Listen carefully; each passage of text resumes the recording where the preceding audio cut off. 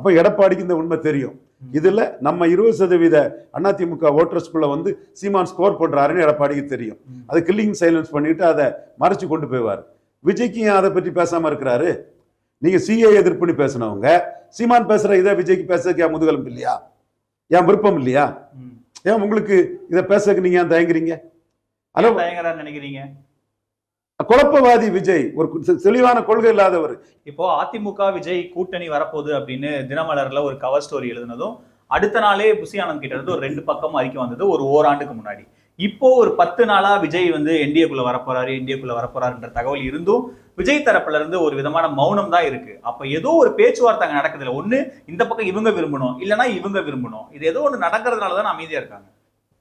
எடப்பாடி ஏமாளி இல்ல, சிவாஜி வந்து ஜானகியும் குளிய தோண்டி புதைச்சு அவரும் வீணா போனது தெரியும்.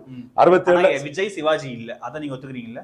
விஜய் சிவாஜியை விட மோசமா தான் இருக்கிறாரு. எப்படி சொல்றீங்க? அவர் எம்ஜிஆர் அளவுக்கு தன்னை நினைக்கிறாரு. அவ்வளவு கூட்டம் எல்லாம் பாக்குறீங்கல்ல, எங்க போனாலும் கட்டுக்கடங்காத கூட்டம். இது கள்ளக்குறிச்சி சாராயசாவை பார்க்கறதுக்கும் கட்டுக்கடங்காத கூட்டம் வந்து கள்ளக்குறிச்சி சாராயசாவை அவர் பார்க்க போனாரு. விஜய்க்கு ஆதரவாளர்கள் என்ன சொன்னாங்க? இந்தியா டுடே மணி பாண்டே போன்றவங்களும் இதை கவனமா கவனிச்சு இதுக்கு ஏதாவது பதில் இருந்தா நீங்க சொல்லணும். என்ன சொன்னாங்க? நோட்டாவுக்கு ஓட்டு கூடுன்னாங்க, திமுகவுக்கு போலிங் குறையுன்னாங்க.